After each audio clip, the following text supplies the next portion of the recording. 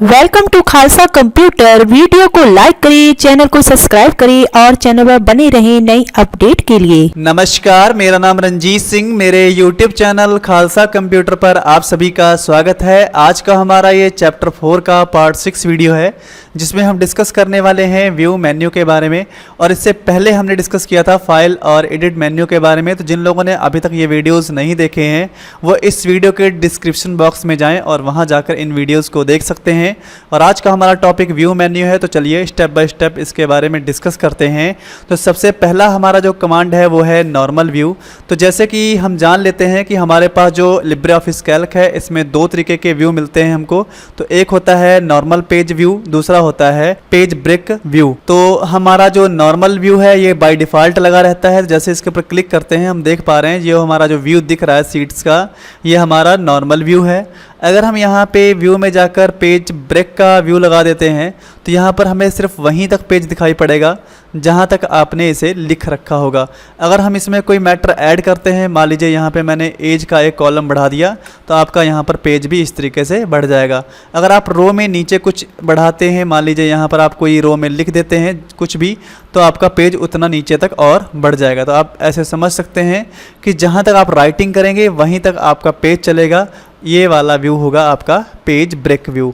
और अगर आप नॉर्मल व्यू लगाते हैं तो आपका अनलिमिटेड व्यू चलेगा, जहां तक बाय डिफ़ॉल्ट आपके रो और कॉलम्स हैं वहां तक आपको पूरी सीट्स मिलेंगी। फिर व्यू में आपके पास अगली कमांड है यूजर इंटरफेस।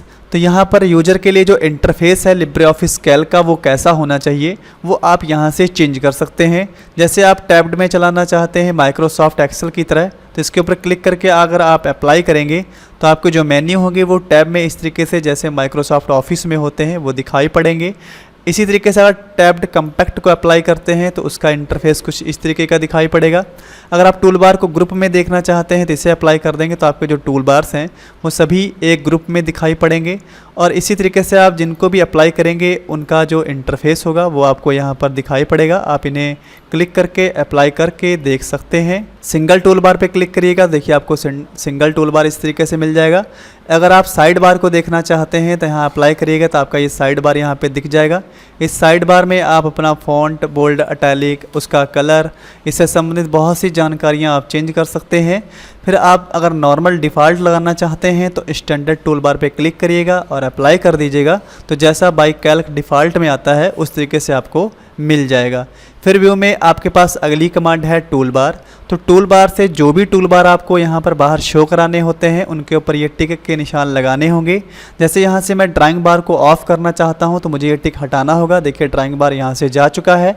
अगर फिर से मुझे ड्राइंग बार चाहिए तो मुझे उसी तरीके से यहाँ पर टूल बार में आना होगा और यहाँ से ड्राइंग बार के ऊपर आके क्लिक करना होगा।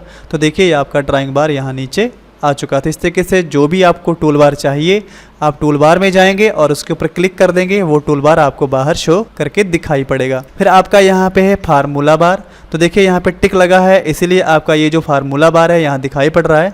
तो जैसे इसके ऊपर आप क्लिक करेंगे तो ये जो फार्मूला बार है आपको यहाँ पे फार्मूले दिखाता है। तो जो भी अब आप फार्मूला अप्लाई करते हैं किसी भी सेल के अंतर्गत तो वो फार्मूले के अंतर्गत यहाँ बार में दिखाई पड़ता है। अगर आप चाहते हैं इसे नहीं देखना है तो आप यहाँ से फार्मूला बार को ऑफ कर दीजिएगा, तो आपका फार्मूला बार यहाँ पर नहीं दिखाई पड़ेगा। फिर से आप फार्मूला बार पे क्लिक करेंगे तो आपका फार्मूला बार इस तरीके से दिखाई पड़ेगा। फिर व्यू में चलते हैं और हमारे पास अगली कमांड है स्टेटस बार। तो ये नीचे वाला हमारा स्टेटस बार होता है जिसमें जानकारियां रहती हैं कि आपका जो पेज सीट्स है वो किस नंबर पे आप हैं, आपका जूम कितना है, वो सारी जानकारी आपको यहाँ पर मिलती है। तो आप चाहें तो स्टेटस बार को इस तरीके से ऑफ कर सकते हैं और चाहें तो यहाँ से आप फिर से इसे शो करा सकते हैं इसके ऊपर क्लिक करके। तो आप बाय डिफ़ॉल्ट देख पा रहे हैं यहाँ पे आपको पूरी जानकारी यहाँ पे मिल रही है स्टेटस बार में। व्यू के अंतर्गत आपके पास अगली कमांड है व्यू हेडर्स। तो अगर आप इसे हाइड कर देंगे तो आपके कॉलम्स और रो नंबर हाइड हो जाएंगे। जैसे इसके ऊपर क्लिक करते हैं तो देखिए यहाँ पर ABCD जो कॉलम्स थे वो भी हाइड हो चुके हैं और 1 2 3 जो रो नंबर्स थे वो भी हाइड हो चुके हैं। अगर आप ये चाहते हैं कि देखना है इन्हें तो आपको व्यू हेडर्स पर क्लिक करना होगा, तो आपके कॉलम्स और रो फिर से दिखाई पड़ेंगे। फिर व्यू के अंतर्गत आपके पास अगली कमांड है व्यू ग्रिड लाइंस। तो इसके ऊपर क्लिक करने से आपकी जो ग्रिड लाइंस है ये आप अगर ऑन करेंगे तो आपकी जो ग्रिड लाइंस है यहाँ से जा चुकी होंगी। आपका जो पेपर है ये प्लेन हो जाएगा। तो जैसे इसके ऊपर हम क्लिक कर लेते हैं तो देखिए आपकी जो सीट है बिल्कुल प्लेन हो चुकी है, जो ग्रिड लाइंस हैं वो यहाँ से जा चुकी हैं। आप चाहते हैं कि ग्रिड लाइंस फिर से देखना है तो इसी के ऊपर आपको फिर से एक बार क्लिक करना होगा।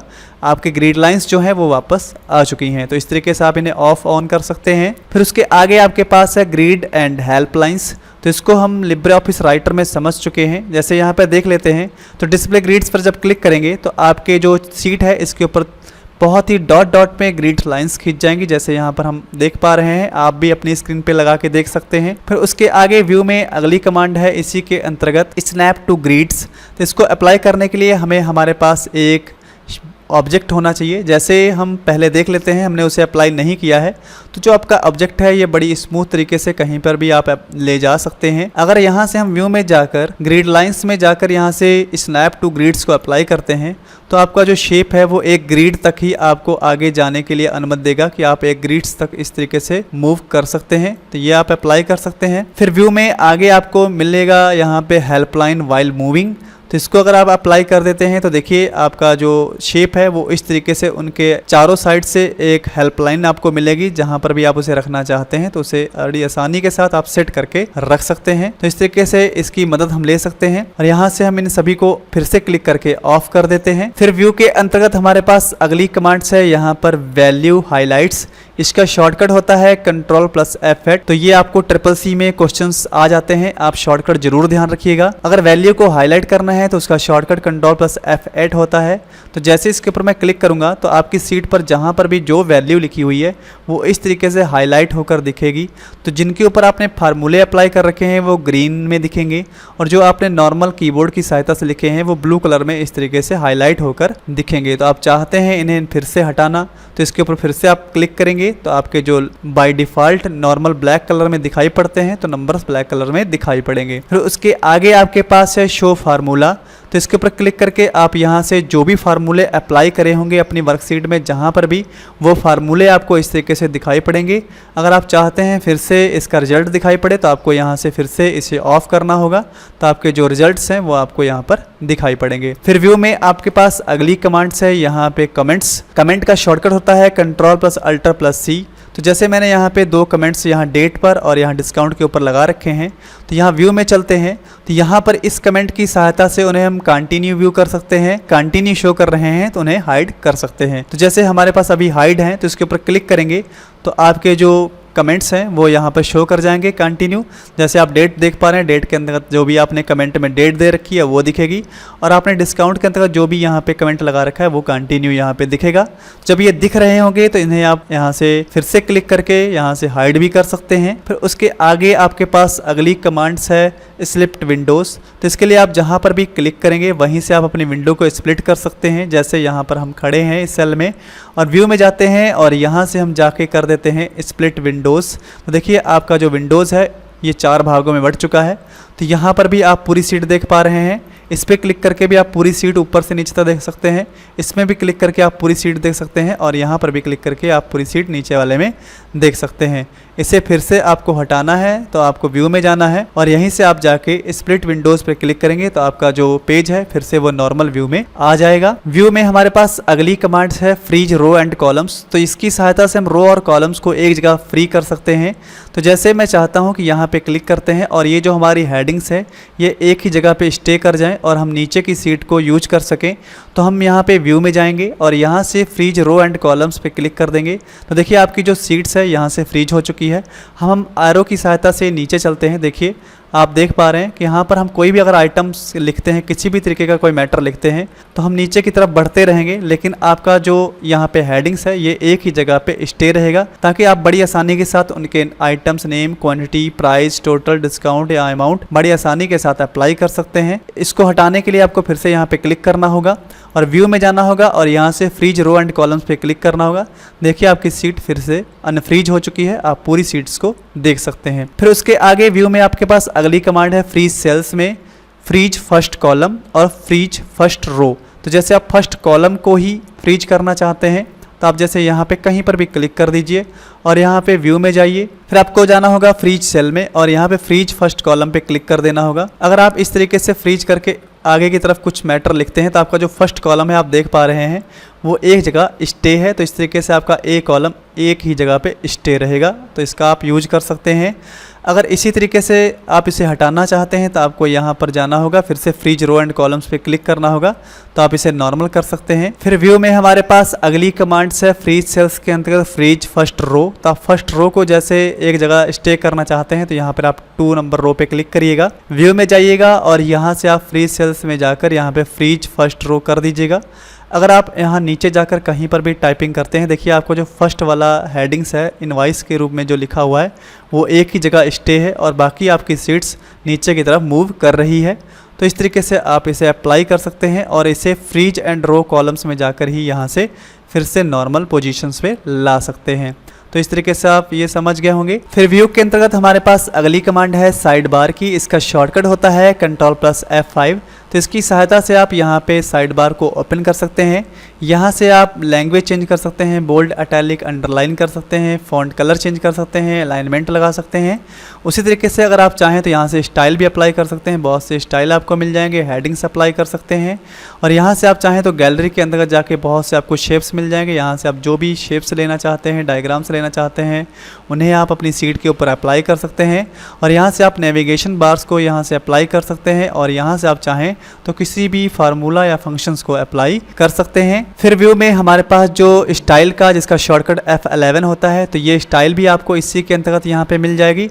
तो style, gallery, navigation, function list, तो ये सारे जो कमांड्स आपको हैं ये साइड बार के अंतर्गत ही आपको मिल रहे हैं। इनके शॉर्टकट आपको याद रखने होंगे कि स्टाइल का शॉर्टकट F11 है, नेविगेटर का शॉर्टकट F5 है। व्यू मेन्यू में हमारे पास अगली कमांड है डाटा सोर्स। इसका शॉर्टकट होता है Ctrl+Shift+F4। तो इसकी सहायता से आप डाटाबेस में जो भी डाटा क्रिएट करेंगे उसे एक्सेल की सीट पर इंसर्ट कर सकते हैं। इससे संबंधित वीडियो हमने लिब्रे ऑफिस राइटर में आपको बताया था, तो उसका लिंक मैं अपने डिस्क्रिप्शन बॉक्स में दे दूंगा, वहां से आप इस वीडियो को देखकर एक डाटाबेस सीट तैयार कर सकते हैं। फिर उसके आगे हमारे पास अगली कमांड है फुल स्क्रीन। इसका शॉर्टकट होता है Ctrl+Shift+J। इसकी सहायता से आप अपने पूरी सीट को फुल स्क्रीन पे ले सकते हैं। देखिए आप जैसे यहाँ पे देख पा रहे हैं, और यहाँ से आप स्कैप की सहायता से भी बाहर जा सकते हैं या फिर से इसके ऊपर क्लिक करके आप वापस अपनी सीट पर वापस आ सकते हैं। फिर व्यू में चलते हैं और हमारे पास अगली कमांड है जूम। तो जूम में आपको यहाँ पे कुछ मिलेंगे ऑप्शंस, जैसे आप 50% जूम करना चाहें, 75, 100, 150 या 200 जूम करना चाहते हैं, या यहाँ पर आप बाय पेज की विथड़ के हिसाब से करना चाहते हैं या इंटायर पेज के हिसाब से आप जूम करना चाहते हैं, तो वो आप यहाँ से जूम कर सकते हैं। इसकी सुविधा आपको यहाँ पे स्टेटस बार में मिल जाती है, यहाँ से भी आप जूम कम और ज़्यादा कर सकते हैं। तो आज की वीडियो में इतना ही।